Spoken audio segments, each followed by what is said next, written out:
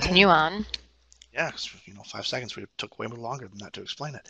Participatory data collections. And there it goes.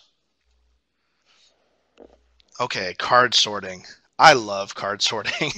um, it's low pressure. Again, just like a focus group, you're giving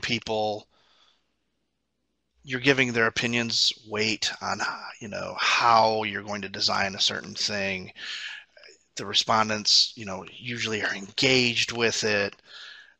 There's a lot of collaboration involved, and really you're providing all of the things for a card sorting, so the burden on the person participating is very low. Again, groupthink. If you're doing it in a group, you could feasibly have a collection of cards, one person, they set things in the order that they like, take a snapshot of it, go on to the next person. But whenever I've done card sorting, it's always been with groups of people. Time-wise, depending on how big your sample is, there can be time issues. I don't think really that's that much of a downside with this. Getting people to participate, finding the folks that want to take part in this, but that's going to be initial participation is going to be a downside for every method. Not to varying degrees, not necessarily huge.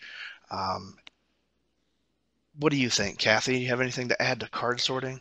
I'm going to say, once again, as with all of these, it can be as formal or as informal as you like. One thing that they did at Grand Valley State University is they were trying to come up with different they're doing tone checks for what they're writing and putting out for their signage and different things like that.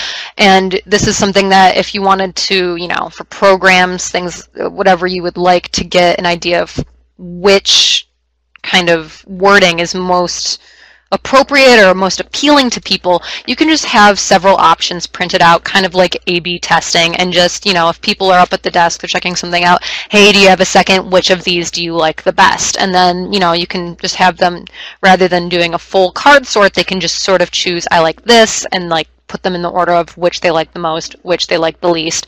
Helps you choose what kind of wording you use, maybe for summer reading or for, other programs you have going on. It's really, it can be really low investment in the participant, but high impact on your end by just, it's not a survey. You're not sending out a survey. It's just which do you choose right there and then. Right. And I'm a visual person, so I like this method. And there are some my engagement. Yep, and there's also online versions. So if you have a very large, service area and you can't reach everyone with the cards and you don't want to print them out, it is something that's you can do it online as well. So definitely. So Kathy, would you like to continue into co-design sessions? I know you've got stuff to share on this. And this is, similar to the A/B testing and things like that. It's a lot of it's similar to card sorting, where there's increased buy-in with the high participation rates. A lot of people love doing this, especially if you just have big paper, crayons, anything you want. It can be done with children, especially if they can't read yet and they can't, write. They can draw what they want. Help them redesign. What would you like to see in a new children's section? Things like that. One that I really like is this was done at University of Cambridge, their business library by Andy Priestner. And all they did was put up markers and a big piece of paper. Sometimes they would have prompts, sometimes they wouldn't, but they'd get live feedback. So it would be things like, turn off the air conditioning, it's too cold, or turn it up, it's too hot in here, you need more comfy seating, what would you like? Someone drew a tree, they wanted more plants, things like that. And it's just kind of, what are some things that maybe, we don't all have the budgets of Cambridge, but maybe they want to just be able to have water bottles in the library. That's something that maybe your library has not allowed that for years, but maybe it's something you want to reevaluate. It's a closed container. Maybe we should be able to allow that. Things like that. It's just ways that people can give their feedback. It's really high impact, again, with a low budget, and it is something that I know a lot of people are probably flinching, thinking about the teens and what the teens would do in their area, but you, yeah, I hear you cackling, Joe. You probably were one of those teens that people would worry about. But Probably. yep, but if you maybe like even if you keep it not necessarily right next to the youth desk, but within the sight line of it, it could be something where if maybe something troubling does come up, you can take care of it quickly. But once again, these are undergrads. It's something that you think be kind of problematic to have around, but I know a lot of university librarians have found that it's not, you don't get as many objects drawn as you would expect. So it's something that, it's also not a lot of money. It's a piece of paper. You can tear it down. You can put a new one up. But you get some great feedback, so it's great.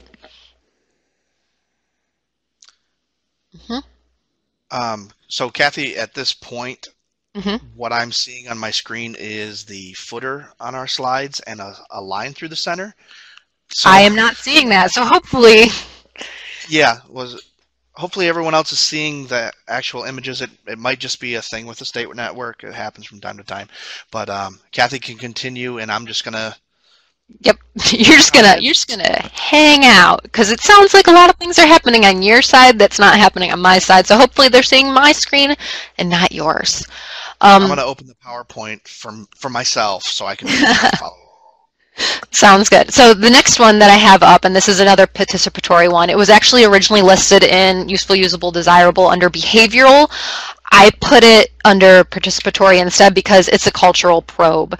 And it sounds very violent and alienish, but it's not like that at all. Essentially, you're taking a very in-depth look at the life of your patron. Another way of putting it is kind of asking them to do a diary of a sort.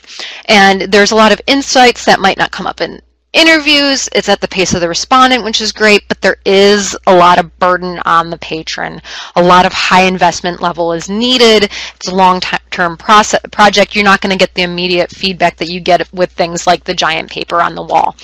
But I know a lot of people think, oh, this can be, this is something that could cost a lot of money, especially the most popular cultural probes involve providing them with a notebook, a disposable camera, things like that. But one that I heard I was at UX Libs, a conference that's really great, and one of the libraries there used Tumblr to work with their teen patrons. And what they did is they created private Tumblr accounts. They made it so only the people who follow that and subscribe that Tumblr, which was the person running this at the library, and they gave these logins to the teen users. And what the teens did, because most teens these days have smartphones, it's a sign of the times, but they just had the teens go around. They gave a couple prompts.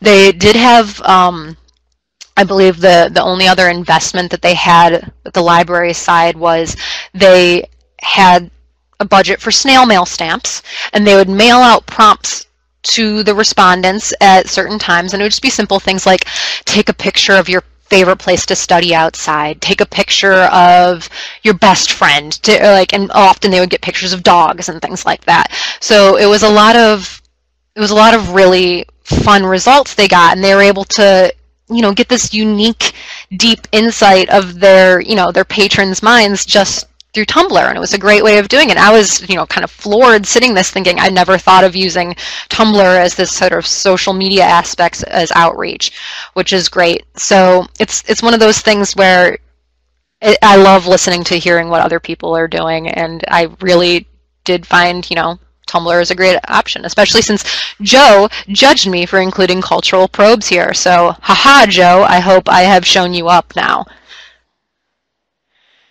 But he is muted, so we shall never know.